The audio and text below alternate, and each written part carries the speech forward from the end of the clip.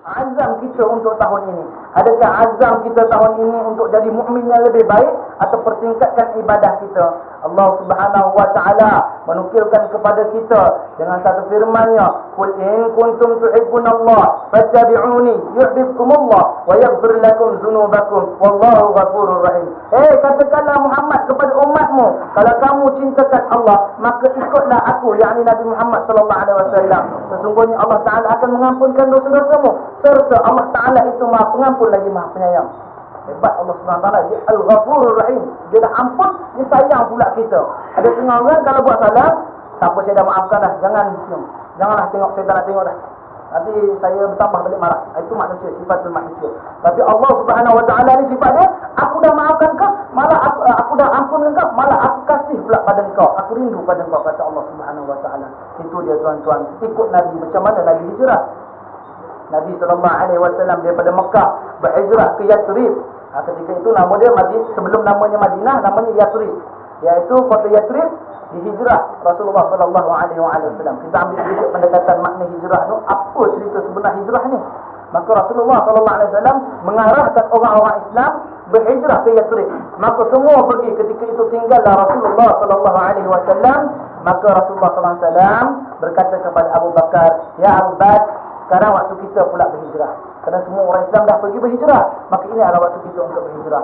Maka ketika malam itu Rasulullah SAW dah berhijrah, seluruh penduduk, seluruh menteri-menteri di Mekah bermesyuarat di Nadwah, di satu tempat yang mana ulama-ulama Mekah jahiliyah time tu duduk mesyuarat untuk hancurkan Nabi SAW. Maka dia kata, bagaimana kita nak hancurkan Muhammad? Bagaimana? Berbagai pendapat hingga ditolak-tolak. Sehingga diriwayatkan ketika itu datanglah Iblis, laknatullahi alaih. Dia datang Iblis, maka Iblis kata, bunuh Muhammad. Dia kata, bunuhlah Muhammad. Lantas bersuara Abu Jahal bersama Abu Sufyan. Bagaimana kami nak bunuh? Kata dia. Nanti kami akan ditentang oleh kaum daripada puak Bani Hashim. Daripada puak Bani Hashim akan menentang kami kerana kami membunuh Bani Hashim punya keturunan. Maka apa kata Iblis, laknatullahi alaih ini? Dia kata, lantik daripada setiap ahli kalian, daripada puak-puak kalian, seorang lelaki yang gagah, dan kamu bunuh Muhammad bersama-sama. Dan ketika itu Bani Hashim tak dapat buat apa-apa, kerana semua puak dan semua kabilah bertanggungjawab ke atas kematian Nabi Muhammad SAW. Maka dia kata, cerdik sungguh siapa orang, dan dia memuji-muji kecerdikan. Ditulis mudah, lelaki tadi telah hilang. Lelaki itu ialah Iblis laknatullahi alaih. Maka dia kata gitu, perancangan bermula yang diketuai oleh Abu Jahal. Maka malam itu setelah solat Isyak, dia pergi ke rumah Sayyidina Nabi Muhammad sallallahu alaihi wasallam ini, dikepung di rumah Nabi sallallahu alaihi wasallam. Dikepung, maka saat itulah ketikanya dia kata, kita tunggu Nabi Muhammad sallallahu alaihi wasallam keluar sembahyang subuh, lantas kita bunuh dia ketika dalam perjalanan keluar. Maka ketika itu Rasulullah sallallahu alaihi wasallam bersabda pada Sayyidina Ali, "Wahai Ali, gantikan tempat tidurku. Gantikan tempat tidurku."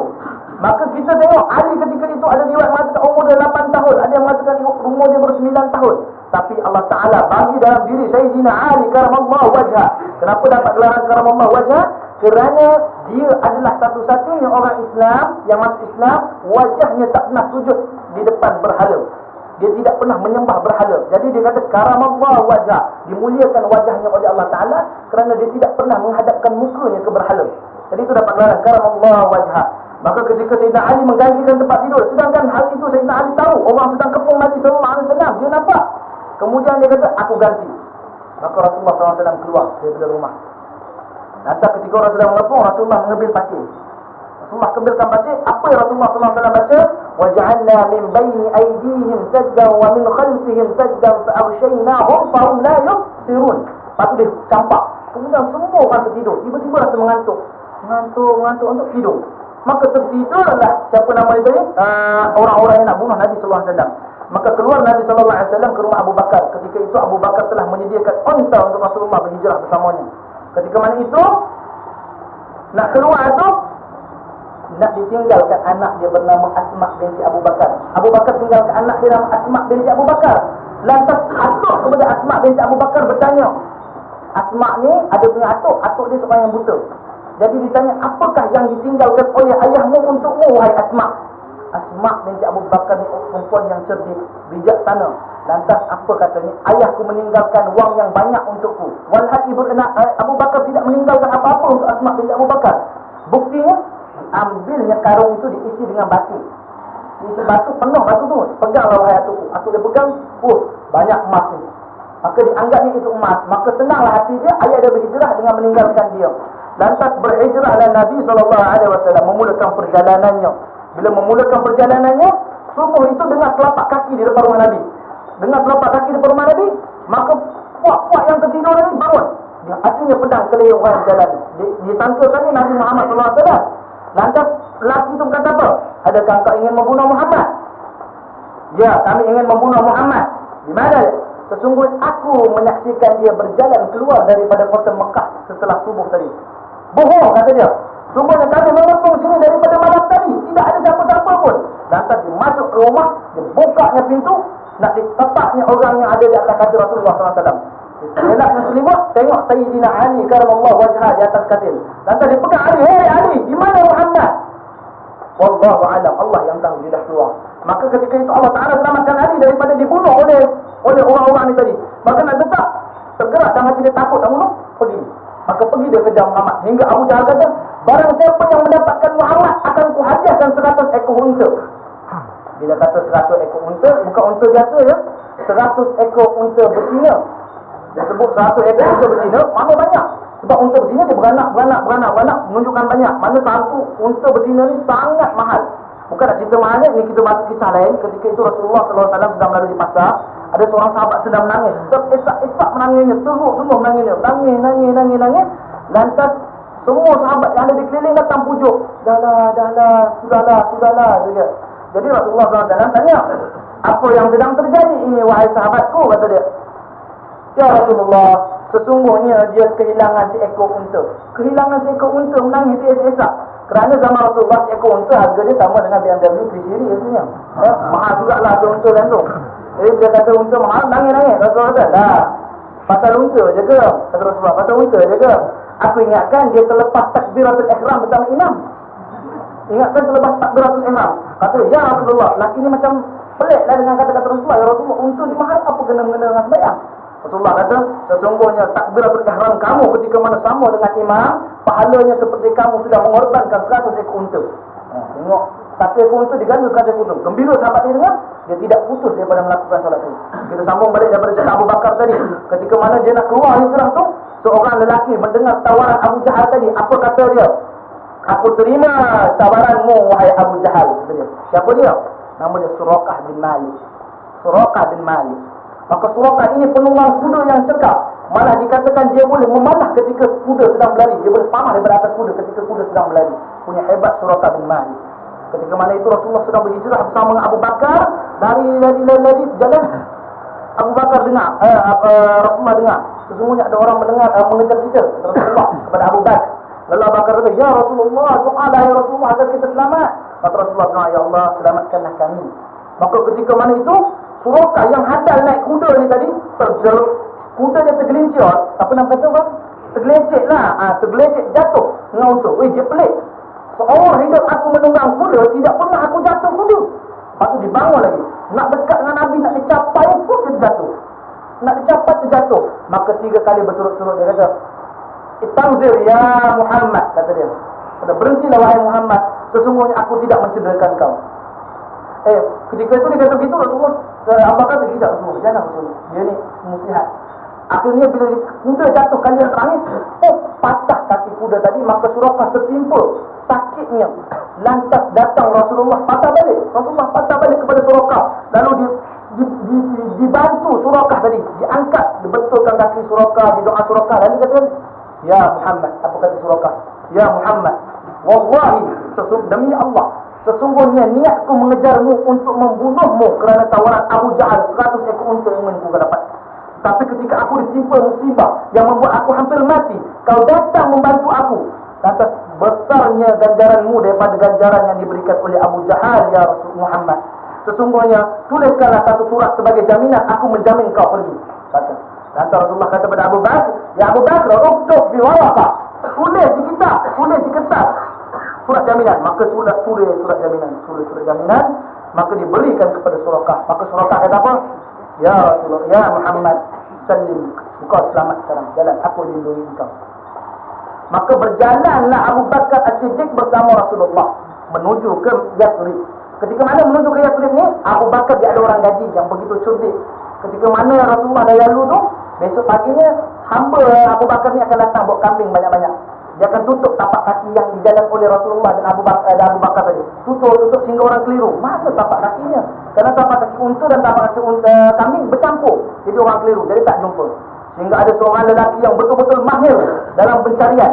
Ketika itu Rasulullah dia sampai di satu tempat dia panggil Gua Sur. Gua Sur. Dia kata Gua Sur ni sampai tu Rasulullah bersembunyi di dalam tu. Maka dikejar oleh Abu Sufyan, Abu Jahal dan lelaki yang handal ini tadi. Maka sudah sampai di depan pintu Gua Sur. Takdir Allah Subhanahu wa taala yang Maha Kuasa. Allah Azza wa Jalla Jalla wa Ala dia menakdirkan, dia kata, hai merpati, turun ke depan pintu gua, bertelurlah kamu di situ. Maka duduk merpati itu bertelur, elok mengeram telur di situ. Lantas dikatakan pada laba-laba, itu sebab Allah Ta'ala berfirman dalam Al-Quran, ada nama surah Al-Ankabut, surah laba-laba. Dengan Allah kata firman pada Al-Ankabut, laba-laba, buat sarang. Maka Al-Ankabut ni, laba-laba ni buat sarang depan pintu gua. Lantas ketika mana sampai depan pintu gua, dah nak dapat lagi seorang saja, Abu Jahal bersuara. Maka bodohlah kita, wahai Abu Sufyan, percaya pada lelaki yang bodoh. Kalau Muhammad masuk pintu gua ni, bagaimana dia tidak merosakkan sarang laba-laba? Dan bagaimana burung merpati duduk mengeram tidak terbang? Maka tidak ada orang dalam ni, sia-sia usaha kita. Maka lelaki itu, ya, ada di dalam. Kami tidak percaya engkau, kazzab, kau penipu. Dia kembali. Maka selamat Rasulullah SAW dalam gua sur. Dan apa yang terjadi dalam gua sur itu? Ketika mana Nabi SAW dan juga Abu Bakar dalam gua sur, gua sur ni berlubang-lubang. Dia berlubang-lubang. Jadi makruflah kalau dalam gua yang berlubang-lubang ni mesti ada binatang-binatang berbisa, ular ke, kalajengking ke, segala bagainya kan.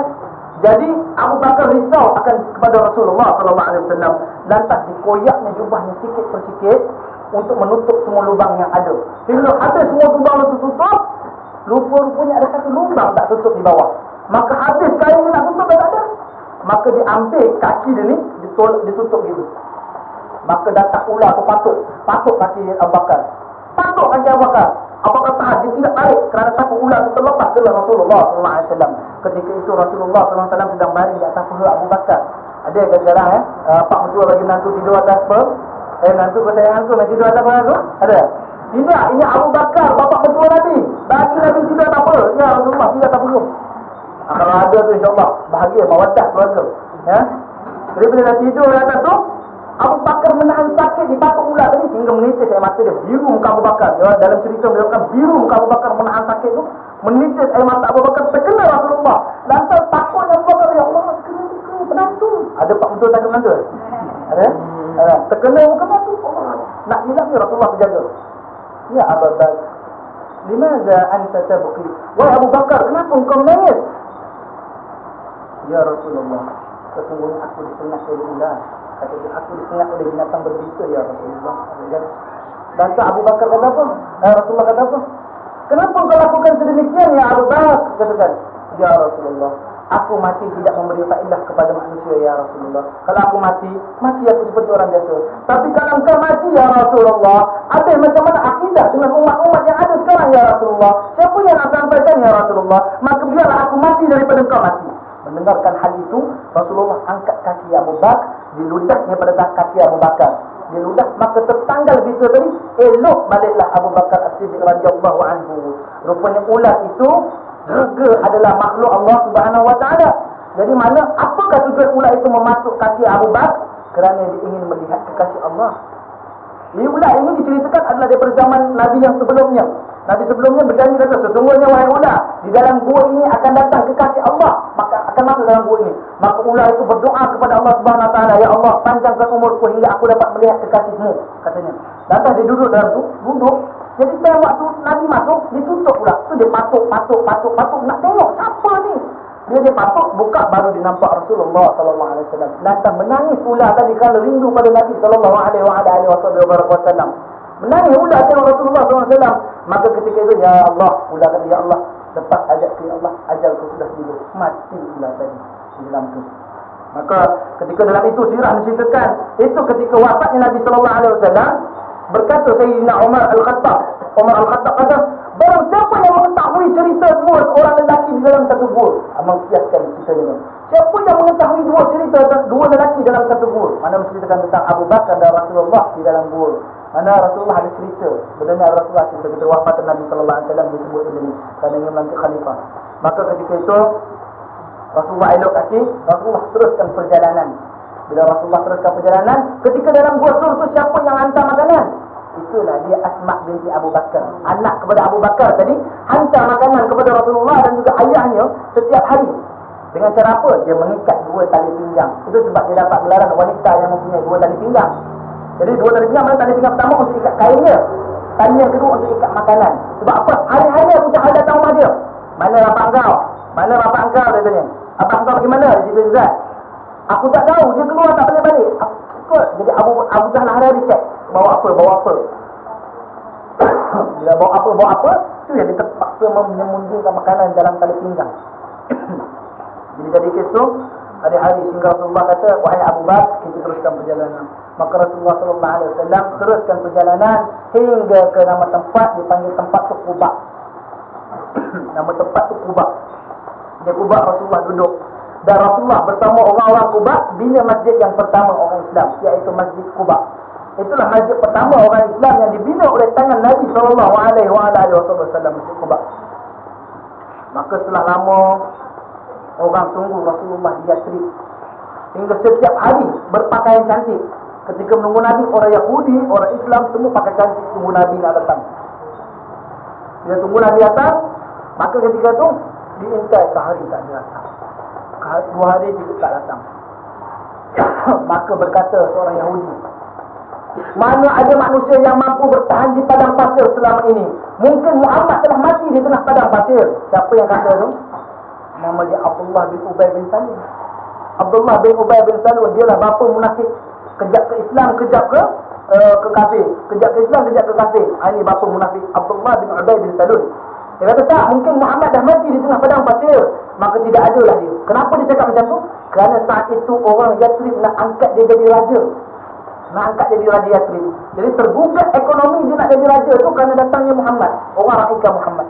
Maka orang kata, tak boleh pakai Abdullah bin Ubay Salul. Tunggu. Hingga satu masa datang 2 ekor unta. Datang 2 ekor unta, orang dah rahim.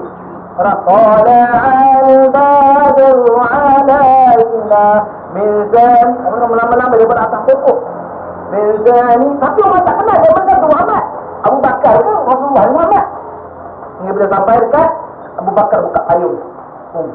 Jadi dipayungkan Rasulullah. Maka orang tahu yang dipayung itulah Rasulullah sallallahu alaihi wasallam. Maka ketika dia balik, kerana apa? Umur Rasulullah dengan Abu Bakar dah dekat-dekat. Jadi paras ketampanan, kecantikan nampak sama sebaya. Yang mana satu Rasulullah ni? Tak? Jadi dia keliru. Jadi bila Abu Bakar buka payung, maka orang tahulah yang itulah Rasulullah sallallahu alaihi wasallam. Maka semua anak-anak dara menyambut kedatangan Rasulullah. Ya Rasulullah, ya Rasulullah, ya Muhammad, ya Muhammad. Maka orang semua mempelabur Nabi sallallahu alaihi wasallam. Kerana apa? Dakwah Nabi sallallahu alaihi wasallam mulanya pada 14 orang orang Yathrib ketika di Mekah dulu pada perjanjian Aqabah. Maka ketika itu balik diorang sebarkan Islam pula. Sebarkan Islam, maka diambil Nabi. Maka penghijrahan Nabi itu bukan berarti berhijrah daripada Nabi berhijrah daripada satu puak ke puak lain ini kerana menyebarkan Islam. Bagaimana hijrahan kita? Adakah kita semakin modernnya kita ini, semakin kita merasakan hijrah dalam diri kita? Itu kita tengok adalah zaman sekarang ini. Minta maaf ayanda, ibunda yang saya kasih sekalian. Bila kita dapati, kita pandang balik, kita renung balik, masyarakat sekarang ini lebih teruk daripada jahiliyah dulu. Masyarakat jahiliyah dulu. Orang Arab jahiliyah itu cuma bunuh anak perempuan. Di sana hidup anak perempuan. Masyarakat kita masa kini anak lelaki, anak perempuan semua dibunuh. Zaman jahiliyah kurik, tanam dengan adat, tutup. Orang kita campak ke longkang, masuk dalam tak standar, buang ke semak. Bagaimana kita nak kata umat kita ni umat yang global, fikirannya lebih intelektual? Kalau kita tengok sekali dalam hal perihal zuriat tidak teratur dengan baik. Zina berlaku berleluasa. Sedangkan zaman jahiliyah, Arab jahiliyah, zina ni terancang. Zina mereka terancang. Contoh, ada seorang perempuan seorang pelacur, akan dizina seorang pelacur itu dengan 10 orang lelaki.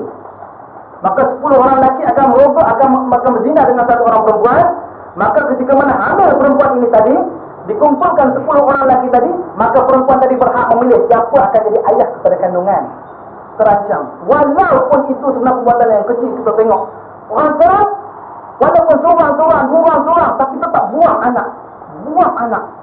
Arab dulu berjudi, demo berjudi, judi. Hasil judi itu bukan untuk demo. Dia orang buat sedekah. Dia kata siapa yang tidak berjudi ni ialah orang yang bakhil, orang yang teruk. Tapi itu adalah berlanggar daripada syariat Islam. Tidak mengikut syariat yang Allah Ta'ala tentukan. Maka itu berdosa kerana Allah Ta'ala beri satu jalan yang halal. Allah Subhanahu Wa Ta'ala telah mengajarkan tentang tarbiyah halal yang elok. Halal, kulu washrabu hani'ah. Mana makan dan minum benda yang baik-baik, hani'ah, yang segar, menyegarkan. Kata halalun tayyibah wa barakah. Mana makanlah yang halal lagi baik, bukan halal saja. Orang kita fikir, oh ni halal dah. Halal lagi baik. Halalan tayyibah, halal lagi baik. Itu Allah Ta'ala firmankan dalam Quran, halal lagi baik. Jadi kalau zaman 1435 itu kita tidak cakna, kita mungkin tidak ada ilmu pengetahuan tentang ini, mungkin pada tahun ini kita bukakan minda kita lapangkan pemikiran kita. Masalah negara kita penuh sekarang, tuan-tuan, ayahanda, ibunda yang saya cintai sekalian. Kita tengok Malaysia, negara kita yang terdekat kita duduk. Jadi apa salah kita berdoa, Allahumma ansuril ikhwanal mujahidin fi Malaysia ya Allah. Ahsan, negara sendiri kita doa. Kerana negara kita dialami kemenak yang begitu teruk. Kita tengok kisah anak, judi, zina, rogol, seksual, pesta, mati 6 orang di dalam pesta, joget, tarian, konsert. Allah, bagaimana kita nak hitung anak-anak kita yang begini, tuan-tuan, ayah-ayah, bunda sekalian.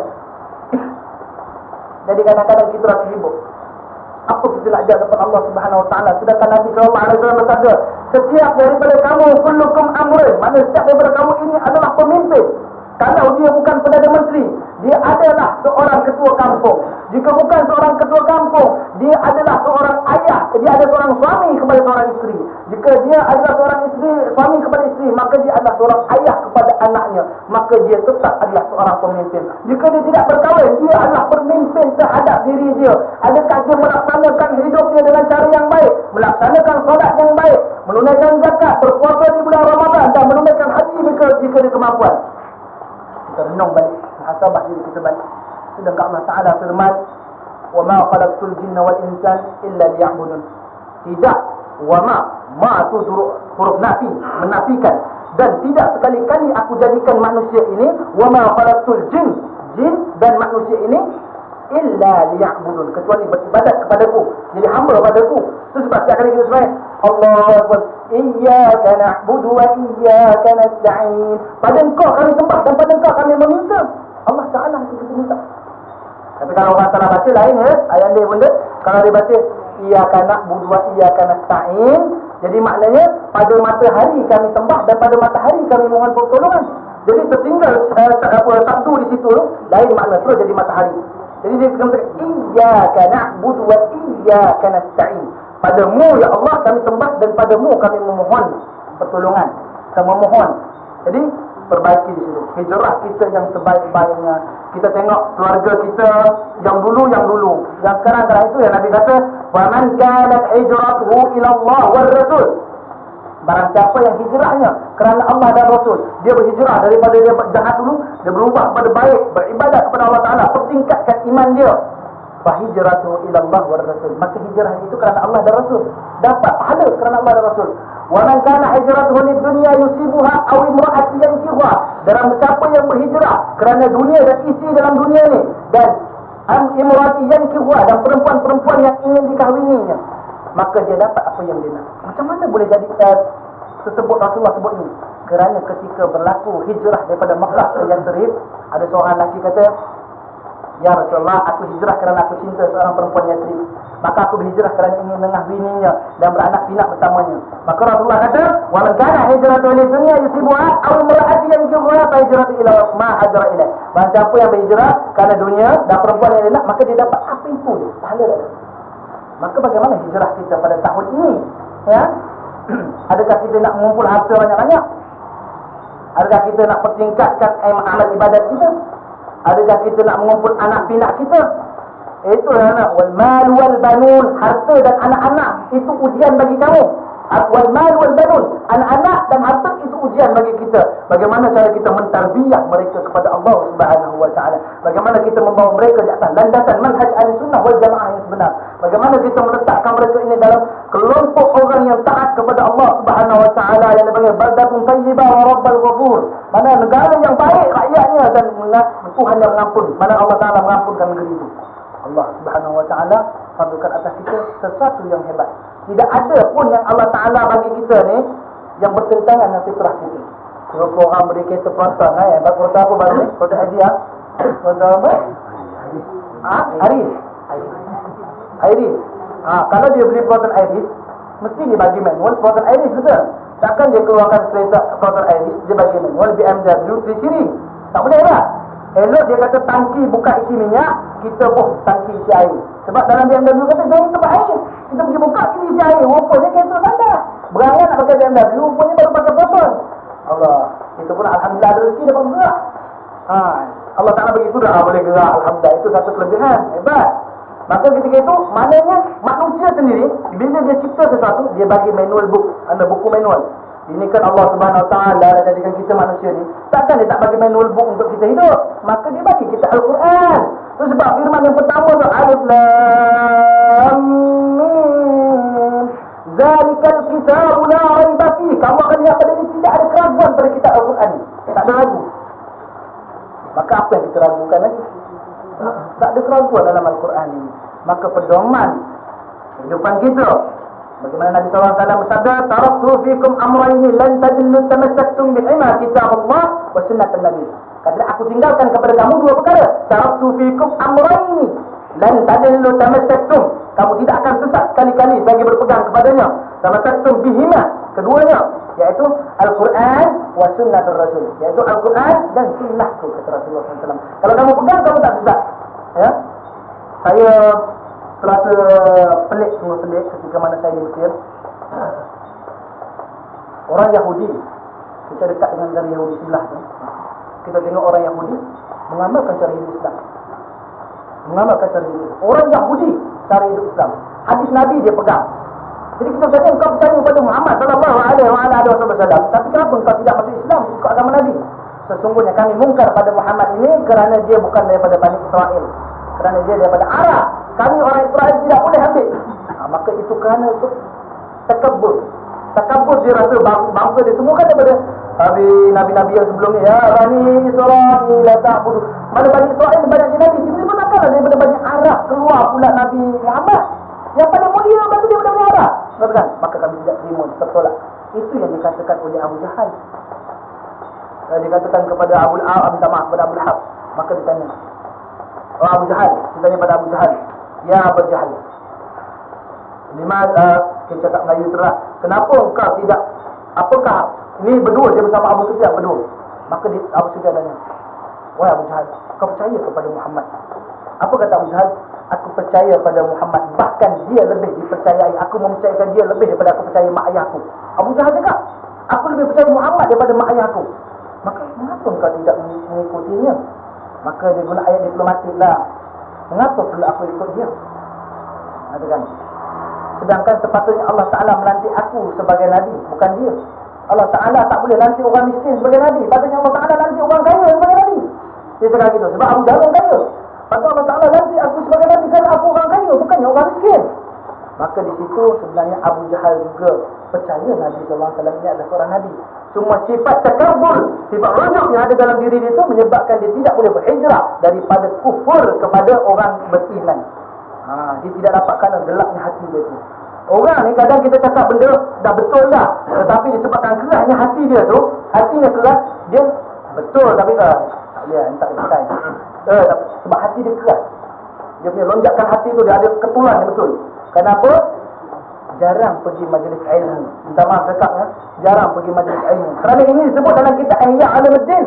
Imam Al-Ghazali kata barang siapa yang tidak pergi ke majlis ilmu 40 hari berturut-turut, Allah Ta'ala keraskan hati dia. 40 hari berturut-turut tak pergi majlis ilmu, Allah Ta'ala keraskan hati dia. Kata Imam Al-Ghazali lagi dalam kitab Dia Ar-Risalah menyebutkan barang siapa yang tidak pergi majlis ilmu 3 hari, satu titik noda hitam dalam hati dia. satu titik mata hitam. Kenapa dia tak ada ilmu? Sebab apa? Ada dalil yang mengatakan al-ilmu nurun la yadkhul ma'asi. Ilmu ini ialah cahaya. Cahaya tak masuk dalam hati orang yang kotor atau hati orang yang melakukan maksiat. Maksiat ni macam mana? Berkata Syekh Nuruddin Marbu Al-Banjari, katanya apa? Sesungguhnya maksiat bagi penuntut ilmu ialah mereka melengah-lengahkan waktunya. Mereka lengah-lengah waktu, jadi ia adalah maksiat bagi orang yang menuntut ilmu. Menuntut ilmu siapa? Kita semua orang menuntut ilmu. Berdasarkan dalil tadi, talabal ilman walau mahdi ila lahdi. Tuntutlah ilmu dari buayan hingga ke liang lahat. Mana sebelum kita nazak pun kita perlu belajar. Sebab orang nazak, la ilaha illallah, orang ajar lagi. Mana nak hati pun orang ajar. Jadi jangan kita kena hati kita kata, oh saya ni sekarang umur saya dah 89 dah, ni dah waktu expired mengaji. Kalau ada waktu expired mengaji, saya nak apply awal-awal tuan-tuan. Kan? Jadi mana nak mengaji, kena mengaji terus istiqamah mengaji. Pentingnya mengaji ni kerana dia mempertingkatkan budak hidup kita. Kadang-kadang kita mengaji, kita tahu, oh ustaz saya mengaji, ustaz tu cakap gini. Tapi bayangkan 2 bulan dah tak pergi mengaji. Alah, ustaz tu cakap apa yang makcik lupa lah. Alah, ada di sepoknya tu. Sebab tak pergi majlis ilmu, lupa ke tak? Tapi kalau hari-hari pergi, tak siapa Hajjah Rogayah, pengarang kitab Fathul Qarib. Perempuan sekarang kitab masyhur. Di Mesir ada, nama dia Hajjah Roqiyah. Hajjah Roqiyah, dia adalah seorang ulama wanita yang mengarang kitab. Dan kita tengok kitab dia masyhur. Bahkan ulama-ulama lelaki datang rojak kitab dia kerana alim tadi. Bukan saya ni, makcik ni orang perempuan, tak molek lah, buat kuliah muslimat. Maka ambil ustazah ke, ambil ustaz ke, nak boleh letak dalam tempat mengajar. Dan juga dengan muslimin. Jadi itulah hijrah kita. Ustaz, saya nak berhijrah ustaz, daripada saya tak tahu, saya jadi tahu. Supaya kita tak dapat gelaran apa dia? Jahil murakkab. Jahil iaitu bodoh, murakkab bertingkat-tingkat. Dah bodoh bertingkat lagi. Itu payah dia. Jadi macam mangkuk tingkat, bawah nasi, atas masak lemak, ikan masin, tingkat. Itu tak sampai pada makan sekedik. Lambat nak makan sekedik kerana tidak mahu menuntut ilmu. Itu dia. Ini payahnya sebab kalau mana-mana kita pun sebut, kalau bodoh tingkat ni tak jadi apa. Ustaz cakap pun dia macam dia kepala dia. Lepas tu bila balik, cakap apa? Tak faham. Mana itu yang mana dia tak boleh masuk. Jadi ini apa? Ustaz, orang nanya, ustaz, apa macam mana nak ubatnya ustaz? Rajin pergi majlis ilmu. Bila rajin pergi majlis ilmu, maka Allah Ta'ala tingkatkan ilmu. Sebab apa? Allah Ta'ala firman dalam Quran, dia kata apa? Innama yakhshallaha min ibadihi ulama. Sesungguhnya orang yang betul-betul takut kepada Allah Ta'ala ialah ulama. Ulama ni kata apa? Jamak. Dia jamak taksir daripada perkataan alim. Alim ni mana satu orang lelaki, satu orang yang pandai. Alim ni mana apa? Bukan alim kitab je ustaz. Fungsi bukan alim kitab je. Maknanya dia alim segala mana. Saya ni pandai bertukar. Jadi dia ada ilmu. Bila dia banyak ilmu, dia rasa rendah diri. Dia takut kepada Allah Subhanahu Wa Taala. Maka orang yang tahu ini ialah orang yang takut kepada Allah Taala. Jadi kalau kita tak tahu, hati saya keras, sembahyang pun tak khusyuk lah ustaz. Bila saya angkat takbir, saya bayang buat kelapa 4 biji jatuh, orang ambil. Tak? Buat kelapa 4 biji jatuh, rasa orang lain ambil. Saya tak sedap perut lah. Jadi macam mana nak hilang tu? Itu dekat ala bi zikrillahi tatma'innal qulub. Ala bi zikrillahi tatma'innal qulub. Sesungguhnya dengan mengingati Allah, hati kamu jadi tenang. Ini hati saya meronta-ronta ustaz, tak boleh lah ustaz. Malam saya tak lena tidur ustaz. Sejak 2 menjak ni saya tengok babi menyundul pokok kelapa sawit saya. Tumbang lah ni menambil pokok dah. Saya tak boleh buat apa dah ustaz. Tak senang hati. Zikrullah. Kita yakin dengan Allah SWT. Zikrullah, aku minta perlindungan Allah. Kalau aku tak boleh kawal babi tu atau khinzir tu, maka aku mohon ya Allah, kawalkanlah ladang sebagai aku ya Allah. Mohon ya Allah. Orang Islam dia mesti ada iktifak macam tu. Iktifak dalam hati dia percaya kepada Allah Subhanahu Wa Taala. Kalau dia tidak menyerahkan diri dia kepada Allah Subhanahu Wa Taala, pada siapa nak serah diri? Kepada Allah Subhanahu Wa Taala. Khususun dia pergi kepada Allah Subhanahu Wa Taala. Maka ketika itu dia berdoa angkat. Maka dia menjadi Muslim yang sebenar. Mana Muslim yang sebenar mana? Dulu saya tak pernah serah diri kepada Allah. Sekarang tahun 1436 ni, saya nak serah kepada Allah Taala dan saya berusaha. Maka itu betul-betul. Tapi jangan jadi orang yang serah bulat-bulat. Ustaz kata serah pada Allah je. Jadi rumput naik apa naik tak apa, serah pada Allah. Nanti buah gugur kita kutip je. Nanti Allah hantar malaikat suruh cok. Payahlah dulu malaikat cok amat. Tak ada kerja nak ngecok lagi je. Jadi mana gitu? tak datang manfaat sebab dia tidak berusaha. Maka dikatakan tawakal ini ialah setelah berusaha. Maka usaha itu baru boleh tawakal. Mana kita dah contoh ya, macam makcik-makcik parking basikal kat bawah. Letak, lepas tu naik atas, tawakal je dah kat Allah Ta'ala. Ada tak? Jadi semua tu kan hilang. Kata-kata Allah hilangkan sekali makcik nak balik, ada sakit lutut. Bayar juga. Nak balik pun bayar. Jadi yang mana tawakal tu bila makcik letak basikal kat bawah, kunci. Dah dikunci baru kata saya tawakal pada Allah Ta'ala. Itu baru nama tawakal. Sebab benda ni terjadi zaman Rasulullah. Zaman Rasulullah ada sahabat tu dia bawa kuda. Lantas sampai dia bawa, dia lepas kuda tu, dia masuk masjid. Sahabat tanya, kenapa tidak diikat kuda tu? Aku tawakal kepada Allah Ta'ala. Tawakal sama kuda tu lari. Rasulullah pun datang. Wahai sahabat, tawakal tu macam ni. Kau pegang tali kuda tu tadi, ikat pada apa ni? Tiang. Maka tawakallah kepada Allah Ta'ala. Itu pun namanya tawakal. Ini bukan letak, biarlah. Tanam sawit, tak baja, tak apa. Harap-harap buahnya lebat grade A lah. Payah juga. Masuk-masuk dia pun nak minta grade A. Usaha tidak. Allah, itu sifat orang yang malas. Jadi kita kena berdoa, Allahumma inni a'udzubika minal hammi wal hazan. Ya Allah, aku berlindung daripada sifat yang duka lara dan hazan. Sedih. Wal ajzi wal kasal, daripada sifat pemalas. Itu kan doa dia ni. Na'ajzi wal kasal. Allahumma inni a'udzubika minal hammi wal hazan wa a'udzubika minal jubni wal bukh wa a'udzubika minal ajzi wal kasal wa a'udzubika minal jubni wal bukh wa a'udzubika min khalaqati ini wa qahril rijal. Doa Allah, aku banyak doa. Sebab apa kita kata doa? Kalau ustaz ni asyik doa. Sebab Nabi cakap. Kalau kita betul percaya pada Nabi, beriman kepada Rasul, kita percaya Nabi kata ad-doa silatul mu'min. Doa ni jadi orang Islam. Maka kita orang Islam apa? Ustaz di Palestin tu ustaz, takkan angkat doa dia ustaz. Kita minta ke Allah. Itu kata yakin kepada Allah Ta'ala tadi. Kalau kita yakin kepada Allah, ya Allah ampunkan, ya Allah bantulah. Allahumma ansuril ikhwan al-mujahidin fi Palestin. Allahumma ansuril ikhwan al-mujahidin fi Suriah. Allahumma ansuril ikhwan al-mujahidin fi Iraq. Angkat doa. Kurang-kurang pun kita berdoa. Ada hujah kita depan Allah Ta'ala. Ya Allah, aku dah berdoa padamu untuk menyelamatkan kaum musliminku, ya Allah. Tapi hanya perkenanmu yang aku mohonkan, ya Allah. Kalau kau tak laksanakan, maka itu adalah kehendakmu, ya Allah. Bukan kehendak aku. Tapi aku memohon padamu, ya Allah. Kita berdoa. Tak salah. Jika ada anak-anak pun, itu sebab Nabi ajar anak tu. Ustaz, anak saya ni degil tu, Ustaz. Kurang tu kepala dia, Ustaz. Jadi ketika anak tu tidur, Rasulullah ajar lagi doa. Anak tu tidur, pusingkan telinga dia, telinga kanan ni, baca surah Yusuf ayat 11. Baca, tiup kat telinga dia. Baca, tiup, tiap-tiap hari, 40 hari.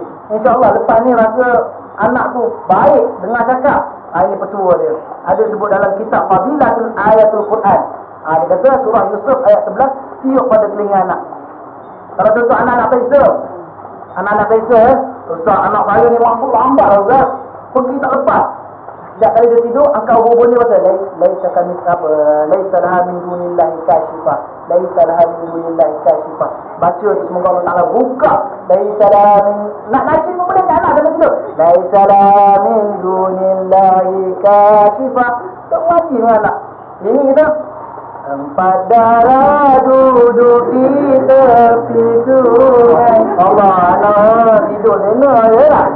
Subhanallah walhamdulillah wala ilaha illallah. Tahun baru. Tahun baru ni banyak zikir pada Allah Taala. Anak tidur kita pun selesa, pahala pun dapat. Allah. Ini empat darah anak wek lagi. Buka pula lagu. Kalau ku tahu hujan tak jadi, tidaklah aku turun ke benda ewa. Bahaya. Anak pun tetap tak tidur juga. Ada menyanyi aja katanya. Maka lebih perbanyakkan zikir kepada Allah Subhanahu Wa Taala. Sebab apa? Al-Quran ini dipanggil mukjizat. Mukjizat ni daripada bukan jaza'ah. Jaza'ah ni apa? Mengantuk. Mana bila orang baca Quran ni? Bukan apa tengok.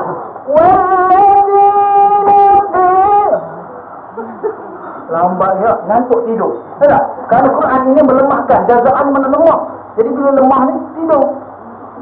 Tidur jawabnya nyenyak. Tak? Jadi jawabnya nyenyak. Tak lega pun satu bangun. Lah sayang tak tengok musabaqah malam tadi. Bukan tak tengok tapi ngantuk. Jadi dia tak power lah begini tu. Bukan apa Ustaz.